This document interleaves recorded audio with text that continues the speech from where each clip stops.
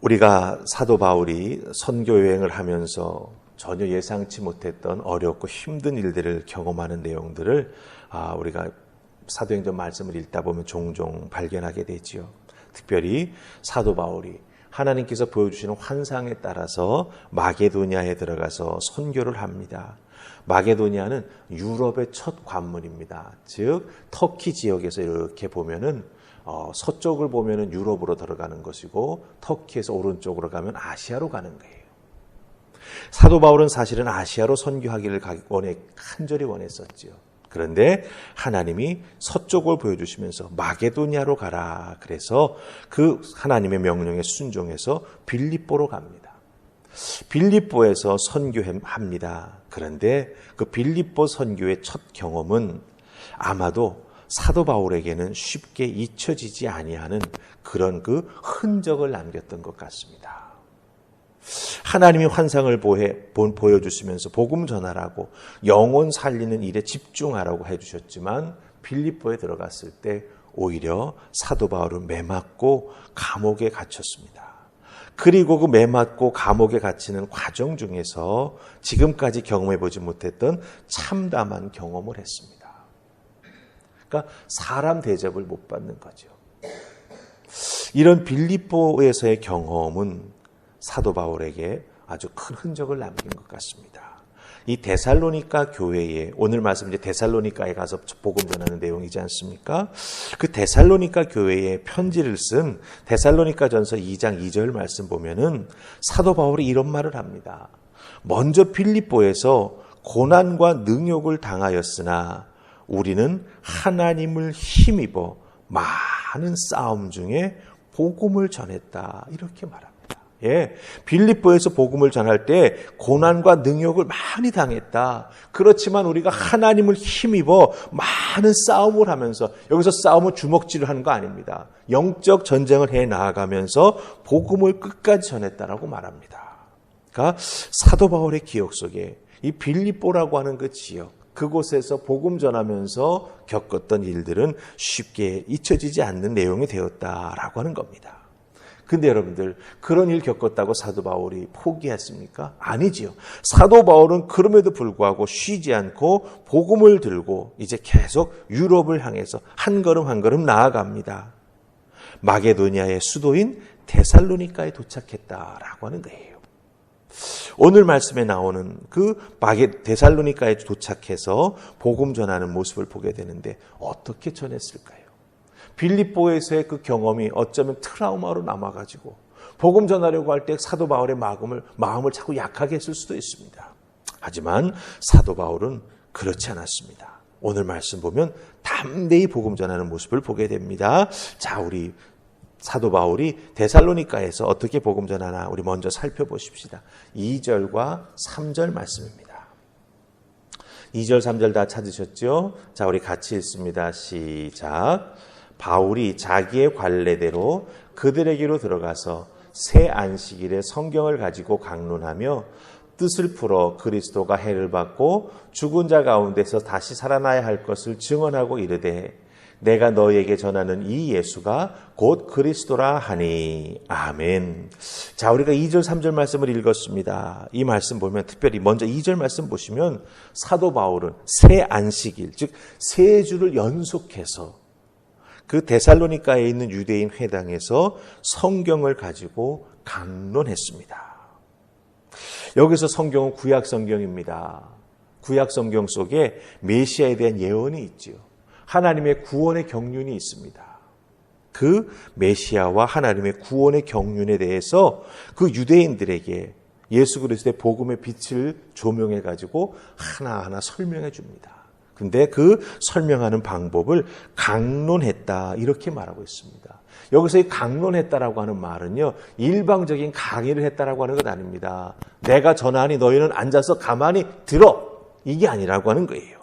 일방적 강의나 설교가 아니라 사도 바울이 설명하면 의문사항이 생길 수도 있죠. 왜? 구약의 지식을 가지고 있는 유대인들인데 아직 복음을 모르니까. 그러면 의문이 생긴 것을 사도 바울에게 묻습니다. 그러면 사도 바울이 답하여 더 깊은 의미의 설명을 해주는 거죠. 즉 묻고 답하고 하는 내용을 가지고서 구약의 예수 그리스도의 복음의 그 예언과 하나님의 구원의 경륜을 하나하나 설명해 주었다라고 하는 겁니다. 그래서 그 모든 것에 비추어서 복음을 전했다라고 하는 거죠. 예수가 그리스도라고. 이렇게 행하는 것을 3절에서는 뜻을 풀어 증언했다라고 설명하고 있습니다. 여러분 잘 보시면 강론했는데 그 강론의 모습이 무엇인가를 3절에서 말합니다. 뜻을 풀어. 그렇죠? 예수 그리스도가 바로 그리스도라고 하는 것을 증언하고 전해주었다라고 말하는 것을 보게 됩니다. 특별히 여러분들 이 뜻을 풀어라고 하는 말 3절 제일 앞부분에 나오죠. 이 뜻을 풀어라고 하는 헬라어 단어는요.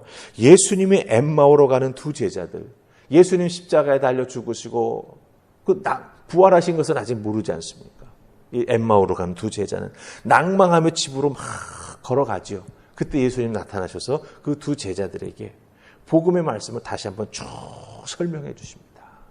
그때 그 두 제자들이 누가복음 24장 33절에서 뭐라고 말하는지 아십니까? 그 예수님이 그 복음의 말씀을 우리에게 설명해 주실 때 우리 마음이 뜨겁지 아니하냐라고 말합니다.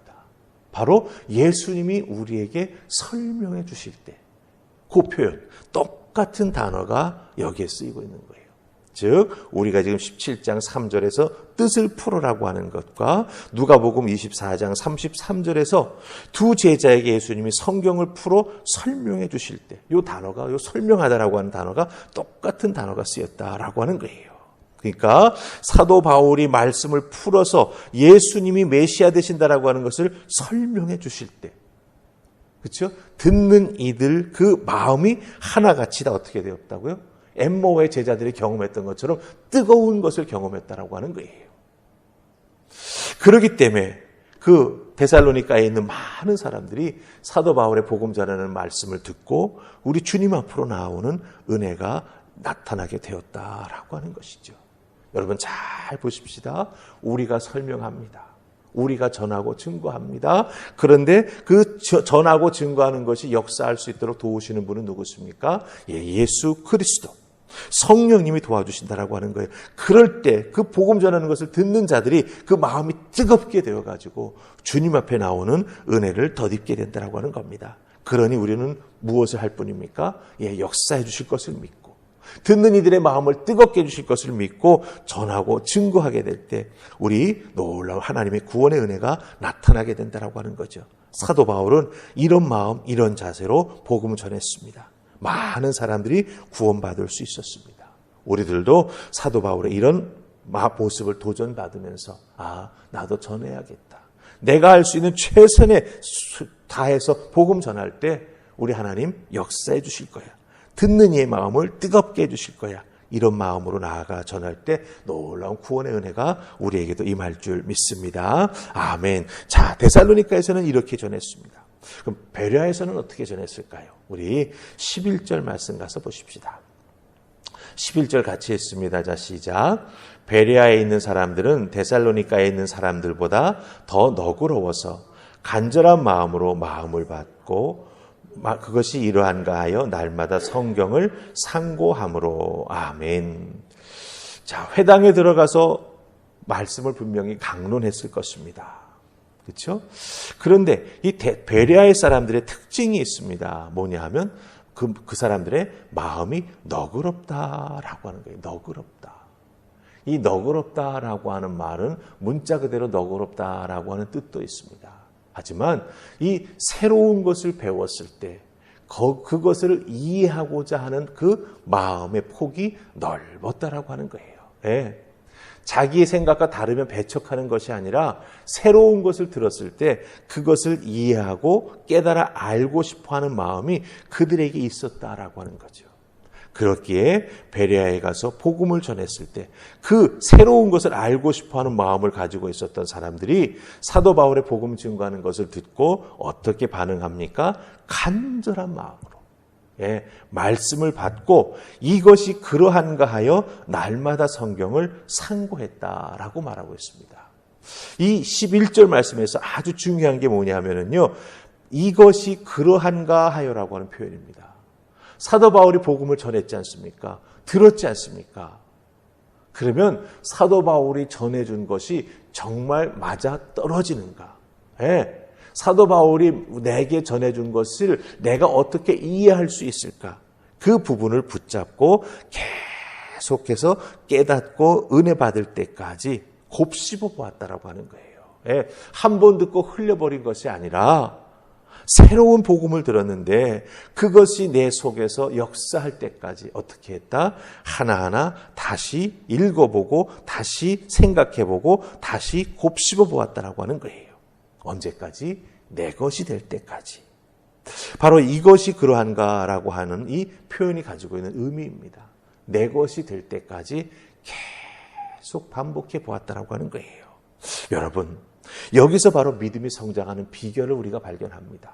우리는 때로는 주일 예배 한번 나아가 은혜 많이 받았다라고 하는 것으로 끝날 수 있습니다. 사실은 그러면 우리의 믿음의 성장이 생각보다 빠르지 않습니다. 왜? 일주일에 한 번이니까. 다 잊어버릴만 하면 또 교회 가서 새롭게 듣는 거예요. 그러니까 날마다 새로운 것 같아서 좋기는 하지만 그 믿음의 깊이와 믿음의 높이가 생기지 않는다라고 하는 거예요. 어떻게 해야 되겠습니까? 이 베레아 사람들처럼 받은 바 말씀 깨달아 알 수 있도록 이것이 그러한가 하여 내게 적용하기 위해서 내 것을 만들기 위해서 날마다 곱씹어보는 우리들의 믿음의 모습이 꼭 필요하다고 하는 것입니다. 혹시 내 믿음의 성장이 내가 생각했던 것보다 더디다고 느껴지시는 분 있으십니까? 왜 나는 이렇게 깊은 믿음을 갖지 못할까 생각하시는 분이 있으십니까? 그럼 한번 이 베레아 사람들의 모습과 나를 비교해 보시기 바랍니다. 듣고 은혜가 있어서 깨닫고 감사해서 좋다. 근데 그것이 하루를 넘어가 본 적이 있는지, 아니면 그 깨달은 바 은혜를 그 다음 날도 생각하면서 그것이 왜 내게 은혜가 되었는지 곱씹어보는 모습은 나에게 있는지. 믿음의 성장은요, 꼭 곱씹어 보아야 합니다. 내 것으로 만들기 위해서 말씀을 내가 음식물을 입에 넣고 씹는 것처럼 차곡차곡 생각해 보아야 합니다.